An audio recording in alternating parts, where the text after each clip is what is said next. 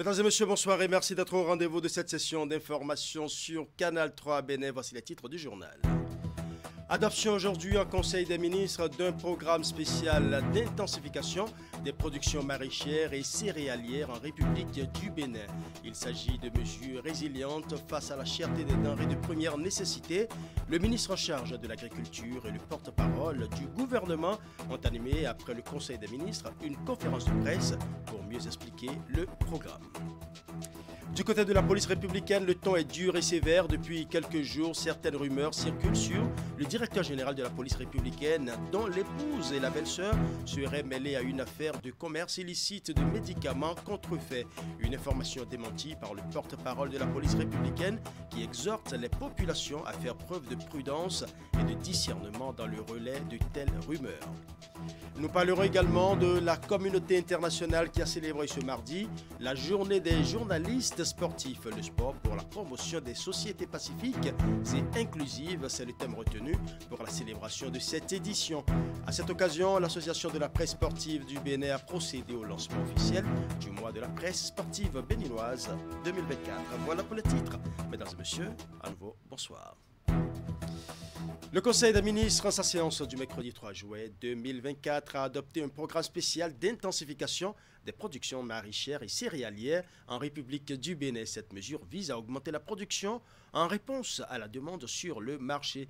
Il s'agit de mesures résilientes face à la cherté des denrées de première nécessité. Le ministre en charge de l'Agriculture et le porte-parole du gouvernement ont organisé, après le Conseil des ministres, une conférence de presse pour mieux expliquer aux populations le programme. Nous allons suivre. Si le matériel de plantation que nous avons a un coût peut-être de, je dis n'importe quoi, 3 000 francs le kilo de tomates, nous devons avoir du matériel à 10, 15, 20 000 francs de kilo de tomates, il vaut mieux aller là. Je parle de semences pour pouvoir gagner. Le gouvernement a regardé la situation et a dit, nous devons maintenant travailler pour la résilience. Il faut premièrement trouver du matériel performant, adapté au changement climatique. Il faut trouver des équipements qui permettent de gérer la question de température de production. Nous avons quelques projets et programmes qui travaillent déjà sur le terrain, qui ont fait développer des serres. Mais ça ne suffit pas. Aujourd'hui, si la technologie commence à être maîtrisée, il faut la généraliser. Nous avons la petite irrigation qui doit aujourd'hui maintenant faire école un peu partout où la chose est possible. On a fait des aménagements pour des maraîchers qui n'ont pas suffisamment bien porté. Il faut réhabiliter tous ces aménagements aujourd'hui avec un suivi plus rapproché et un conseil agricole dédié. De toutes les façons, nous allons, à travers ce projet d'un début de financement par des fonds de l'État béninois à hauteur de 10 milliards de francs, démarrer avec la mise en place de semences résilientes, semences maraîchères et semences vivrières, surtout de maïs. Nous irons à des semences hybrides qui vont donner au moins 4, 5, 6, 7 tonnes à l'hectare lorsque vous utilisez les itinéraires techniques qu'il faut. Nous allons renforcer les équipements en matière agricole. Et pour mettre tout cela en œuvre, nous disposons déjà quand même de structures appropriées. Regardez la Sonama. Elle est capable d'accompagner les producteurs dans la préparation de sol à coût réduit. Elle est capable de mettre à disposition des équipements à coût subventionné. C'est déjà des apports importants.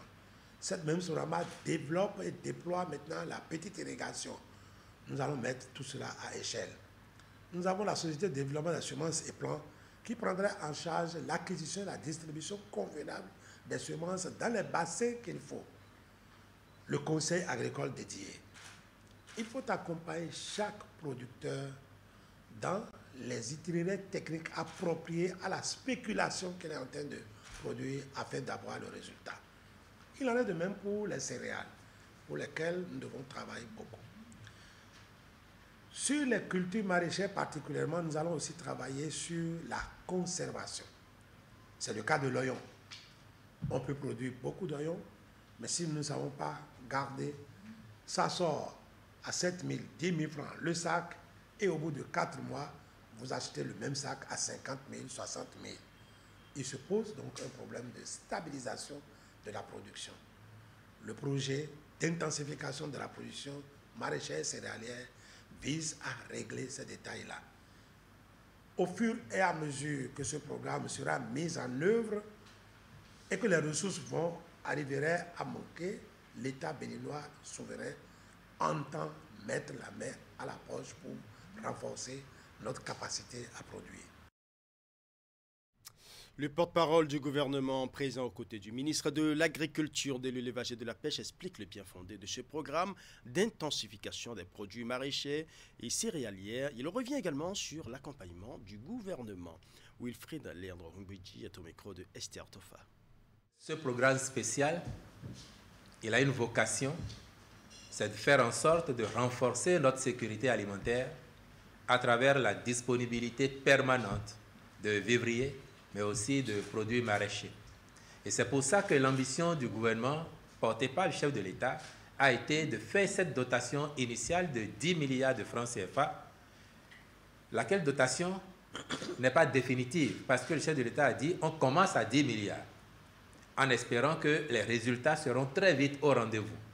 Mais si chemin faisant, il était besoin de renforcer la disponibilité financière, le gouvernement prendrait ses responsabilités pour que les ressources financières soient mises à disposition. Il faut comprendre que ce programme spécial fera forcément du bien à nos producteurs de vivriers et aussi aux producteurs de maraîchers, parce qu'on connaît leurs difficultés. Malgré leur bonne volonté, malgré leur investissement, pour que les produits soient disponibles en grande quantité, les aléas climatiques, les cas de force majeure arrivent à obérer, à réduire les rendements qu'ils ont, et cela se ressent sur la disponibilité des produits et aussi sur le coût de cession aux consommateurs. Donc, in fine, c'est le consommateur lui-même qui est avantagé par ce programme spécial dont les résultats visent forcément à faire que le consommateur ait le produit, mais qu'il l'ait à prix compétitif. C'est ça la philosophie de ce programme spécial pour booster la production de céréales et de produits maraîchers. On a cité quelques exemples et le ministre a eu raison de vous dire que tout le territoire national est concerné par ce programme. Et donc, nous espérons que sa mise en œuvre diligente, parce qu'il faut noter aussi que le Conseil a demandé au ministre de l'Agriculture de prendre toutes les dispositions pour que la mise en œuvre se fasse diligemment et de façon efficiente. Donc, nous espérons qu'avec sa mise en œuvre, l'année prochaine, à pareil moment, nous commencerons à ressentir les effets positifs de ce programme spécial et les années d'après, nous les ressentirons davantage, de sorte qu'on stabiliserait durablement la qualité de la production, mais aussi la quantité de la production céréalière et maraîchère chez nous, au bénéfice des consommateurs. Une autre décision prise en Conseil des ministres ce mercredi 3 juillet 2024, la nomination de Karine Estine en qualité de première directrice générale du Centre hospitalier international de Calavi, CHIC. De nationalité française, Karine Estine était jusqu'à sa nomination la directrice du département à la direction des finances, de l'investissement et du patrimoine. Elle a été directrice déléguée de l'investissement, déléguée des pôles de chirurgie, anesthésie, réanimation à l'hôpital Édouard Herriot pendant plus de 3 ans. Avant ce poste, dans le même hôpital, elle a été directrice de juin 2008 à juin 2011. De juillet 2003 à mai 2008, elle a occupé le poste de directrice adjointe, direction des affaires financières, siège au Centre hospitalier régional d'Orléans, toujours en France. Ce qu'il faut également retenir de cette dernière, elle a fait un très riche parcours avec des compétences en finance, gestion de projet, management, assurance qualité, gestion des risques, amélioration des processus, contrôle interne, gestion des services de santé ainsi qu'en innovation numérique. Voilà en quelques mots le parcours de celle qui est appelée à diriger le Centre hospitalier international de Calavi. Je l'annonçais en début d'édition, depuis quelques jours, certaines rumeurs circulent sur le directeur général de la police républicaine dont l'épouse et la belle-sœur seraient mêlées à une affaire de commerce illicite de médicaments contrefaits. Une information démentie par le porte-parole de la police républicaine ce mercredi 3 juillet 2024. Face à la presse, le commissaire-major Éric Oruyerima a rendu public un communiqué pour rappeler à l'ordre les instigateurs de cette nouvelle, tout en exhortant les populations à faire preuve de prudence et de discernement dans le relais de telles informations. Voici un extrait du communiqué lu par le porte-parole de la police républicaine. Depuis quelques jours, des individus de mauvaise foi font circuler sur les réseaux sociaux des propos mettant en cause la personne du directeur général de la police républicaine et ses proches parents. En effet, selon ces derniers, l'épouse et la belle-sœur du directeur général de la police républicaine seraient au cœur d'un commerce de produits pharmaceutiques contrefaits.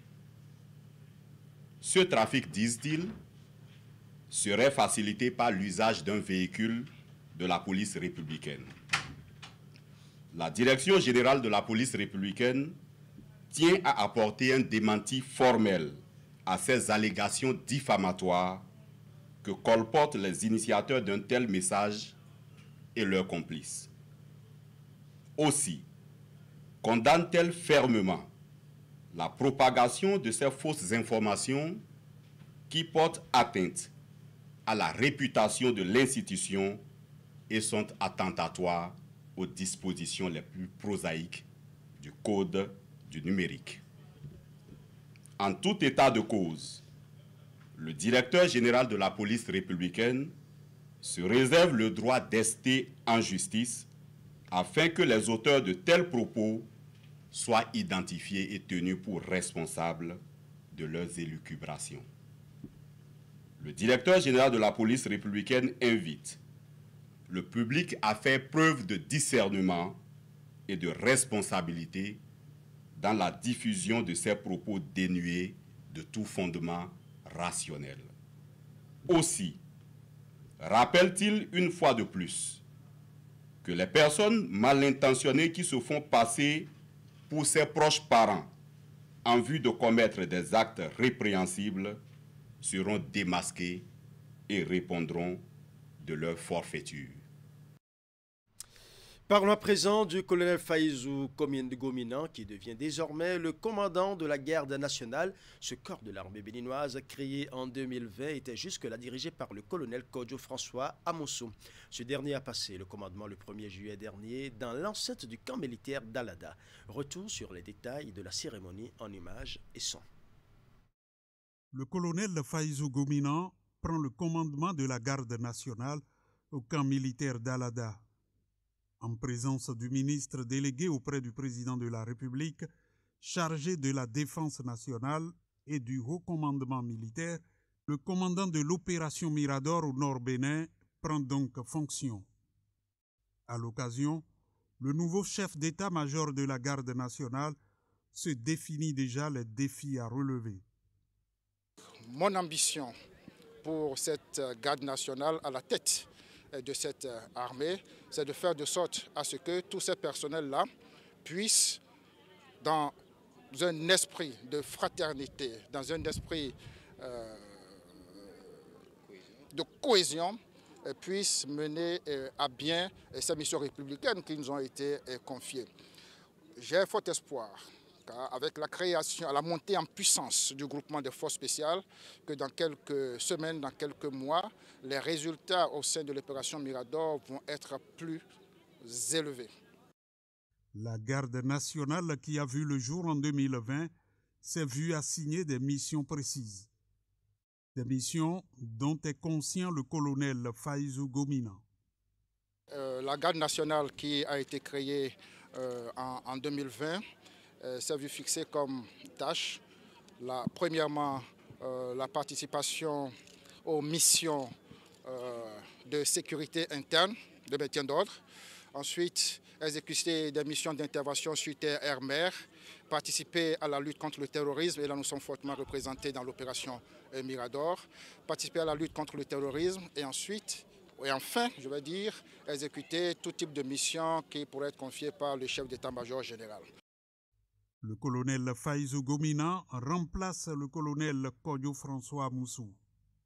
Il était le chef du contingent béninois de la MINUSMA, puis jusqu'à sa nomination le 19 juin 2024, le numéro 2 de la garde nationale. Pétri d'expérience, le colonel Fayzou Gomina est disposé à donner le meilleur de lui-même pour des résultats concrets. Autre volet de l'actualité nationale, les communes de Cotonou, des Agégués et d'Assazoumé sont en pôle position pour abriter les travaux du projet d'élaboration du bulletin communautaire de performance des objectifs de développement durable. C'est une initiative de l'ONG ROAD, entendez Réseau des ONG pour les objectifs de développement durable, avec l'appui de l'Association nationale des communes du Bénin et le gouvernement béninois.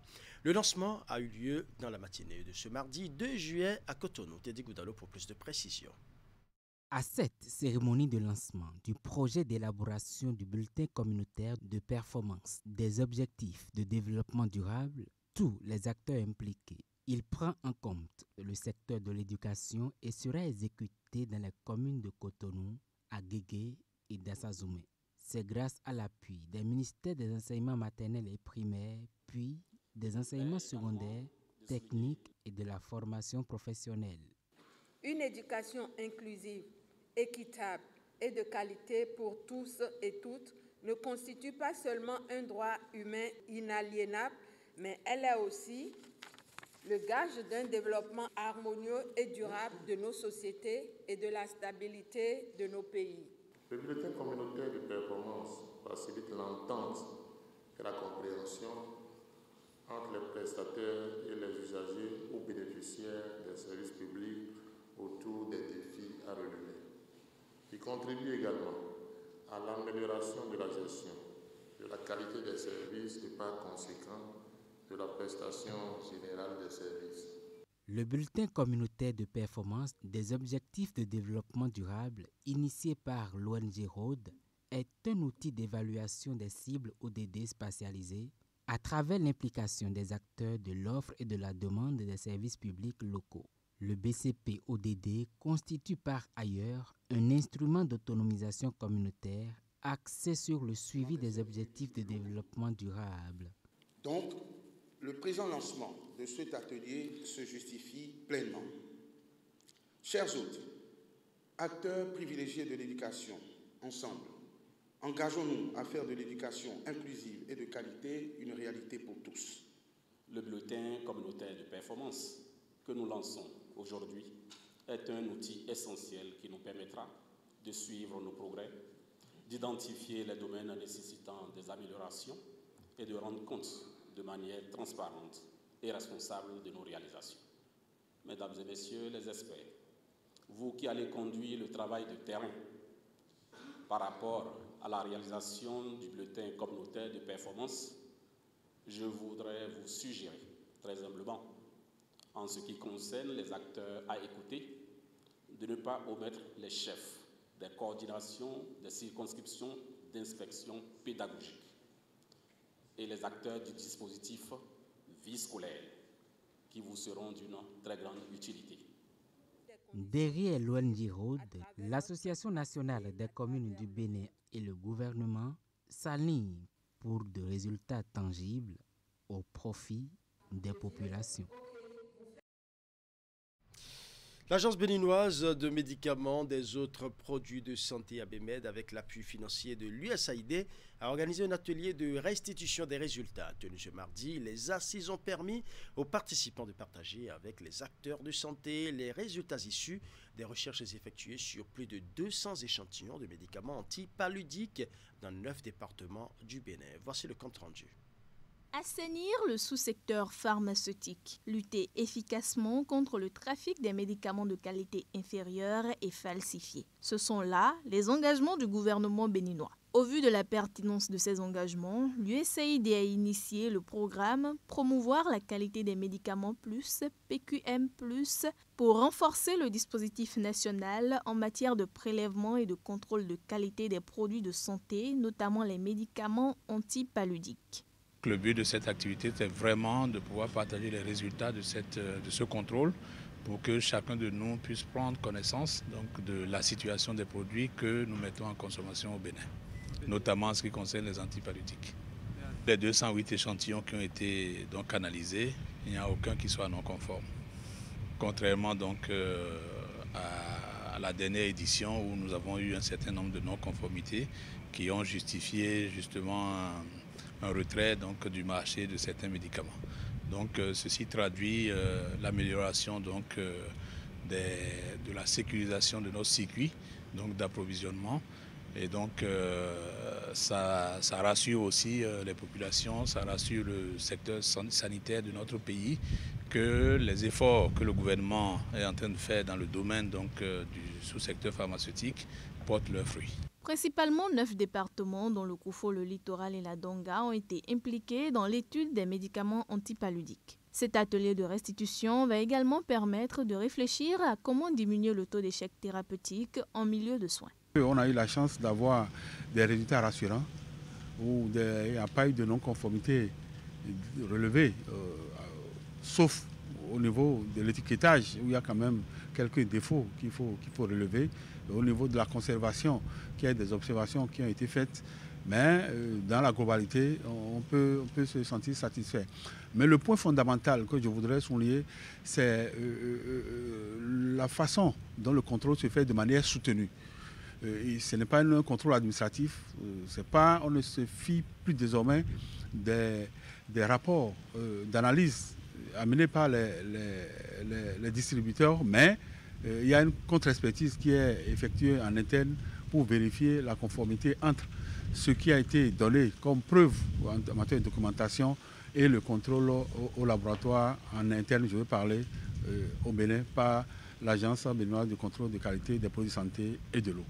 Comme la majorité des pays de l'Afrique de l'Ouest, le Bénin est un pays où le paludisme est endémique et l'USAID, à travers le programme PQM+, soutient l'Agence béninoise du médicament et des autres produits de santé dans la surveillance post-commercialisation des médicaments antipaludiques circulant sur le territoire national.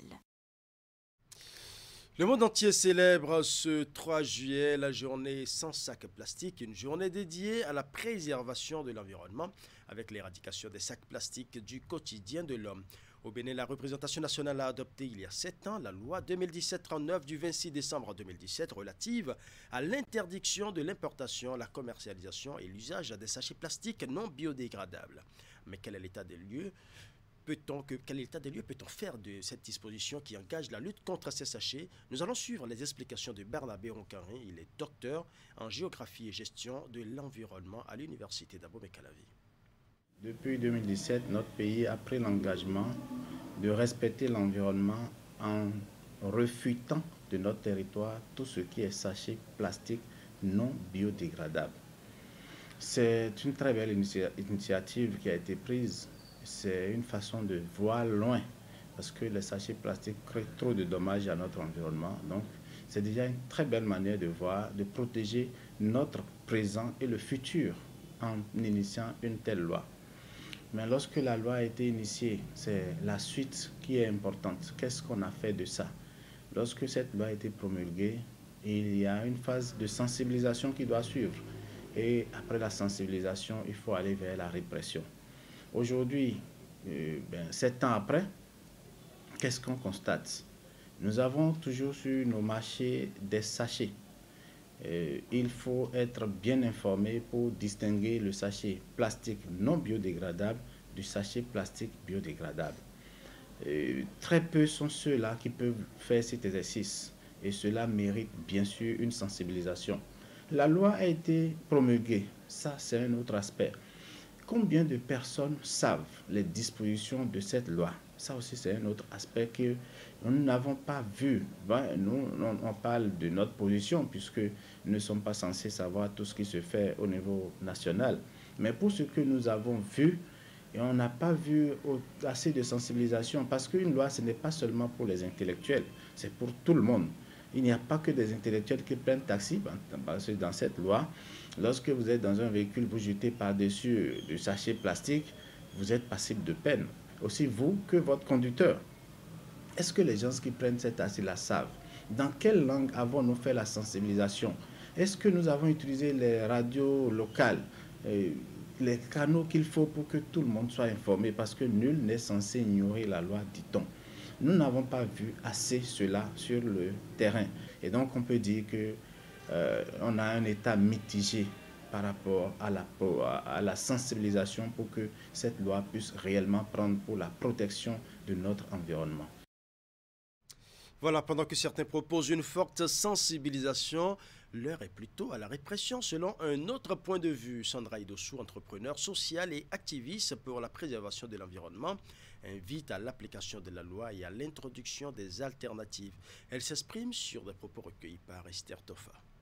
On a assez sensibilisé, et il n'y a pas que nous, toutes les associations, on s'est mobilisé dans les écoles, dans les marchés. Pour moi, le gros problème, ce n'est pas le manque de sensibilisation. Le gros problème, c'est le fait qu'on laisse rentrer les sachets plastiques au Bénin. Si les autorités veulent faire l'effort de fermer sur un mois, vous allez voir que du jour au lendemain, nous allons sortir toutes ces alternatives. Avant, pour emballer, tout à l'heure, j'étais sortie, je voulais acheter clacou et tout ça. J'ai sorti juste une feuille et la dame a vendu là-dedans. Donc, si les sachets ne sont pas là, on trouvera des alternatives puisqu'on ne va pas se laisser mourir de faim. Et les bonnes dames qui vendent ne vont pas laisser tomber leur business. Elles vont trouver des solutions. Vous voyez ces paniers-là? Ce sont des paniers des dames qui vendent à Gland. Sur la route de Lokossa. Aujourd'hui, il y a un entrepreneur qui vend des fruits et légumes qui les propose. Donc, c'est pour dire que si on veut, on trouve des solutions. Et ça, c'est très facile. On peut les réutiliser. Nous avons des paniers. Avant, c'était ce que nos mamans faisaient. Quand nos mamans allaient au marché, elles allaient au marché avec des paniers, avec des sacs. Et nous avons des sacs un peu partout. Aujourd'hui, dans la plupart, il y a du carton, du papier qu'on peut utiliser. Il y a des paniers comme ça. Et tout ça peut être fait ici. Il y a ce panier qui est tissé ici, à Ganvier. Et on a de toutes les formes. Et donc ça se fait avec de la jacinthe d'eau. Nous avons des sacs comme ça que tout Béninois peut avoir. Donc les alternatives existent. Mais tant que le sachet plastique sera toujours disponible, sera toujours... je dirais, présent dans nos maisons, dans nos marchés, nous aurons l'impression qu'il n'y a pas d'alternative. Nous avons lancé, par exemple, il y a quelques années, des emballages comme ça, où chacun peut en avoir plié dans son sac, plié dans ses affaires. Et quand on trouve des choses à acheter, il suffit de déplier et on a des tote bags. Et donc, c'est vraiment pour montrer que nous vivons avec des alternatives. Nous ne pouvons voir l'impact de ces alternatives que si nous fermons les robinets de sachets plastiques. La communauté internationale a célébré hier mardi 2 juillet la journée des journalistes sportifs. Le sport pour la promotion des sociétés pacifiques et inclusives, c'est le thème retenu pour la célébration de cette édition. À cette occasion, l'association de la presse sportive du Bénin a procédé au lancement officiel du mois de la presse sportive béninoise 2024. Une façon pour l'association et ses membres de commémorer l'édition 2024 de la journée internationale des journalistes sportifs. Nous allons suivre. La presse sportive béninoise est en fête. C'est la journée internationale des journalistes sportifs que célèbrent les membres de l'Association de la presse sportive du Bénin. L'événement se traduit ici par une assise de réflexion sur les différents mots du secteur. Au cœur des échanges, l'état des lieux de la presse sportive béninoise, les difficultés et défis auxquels elle fait face, ainsi que les perspectives. En ce jour spécial, je voudrais saluer le travail de tous les journalistes sportifs du Bénin, passés et présents. Notre dévouement et notre passion et notre intégrité sont la pierre angulaire de notre profession. Nous avons la responsabilité de continuer sur cette voie, de nous adapter aux nouvelles réalités médiatiques et de toujours chercher à améliorer la qualité de notre travail. Pour la célébration du 2 juillet, l'Association de la presse sportive du Bénin étend les manifestations sur 26 jours. L'initiative est intitulée « Le mois de la presse sportive béninoise ». Les manifestations se sont déroulées en présence des partenaires des journalistes sportifs, l'Association des coachs, l'UPMB, le Comité national olympique et sportif béninois, ainsi que d'autres associations de journalistes sportifs, sans oublier le ministère des Sports. Je tiens d'abord à vous présenter les félicitations du ministre Benoît Dato, que je présente ici, qui me charge de vous dire qu'il est suffisamment à l'écoute, qu'il est prêt à travailler avec vous. Il faut absolument donc qu'il y ait cette jonction entre l'ancienne corde et la nouvelle. À l'issue de la cérémonie de lancement du mois de la presse sportive béninoise 2024, les participants ont eu droit à une visite d'exposition d'images sportives qui retrace l'histoire de la presse sportive béninoise. Il n'y a jamais eu d'union dans cette presse. Véritablement, on a toujours œuvré chacun dans son camp, dans son couloir, un peu comme si on était sur une piste d'athlétisme, quoi. S'il faut avoir un mois de la presse sportive, elle est très bienvenue. Et tous les journalistes, normalement, tous les journalistes sportifs doivent se mettre ensemble et célébrer ce mois et faire en sorte pour que la presse sportive soit vraiment unie. La journée a également été meublée par plusieurs communications à l'endroit des participants. Au cours du mois de la presse sportive béninoise, il est également prévu d'autres activités.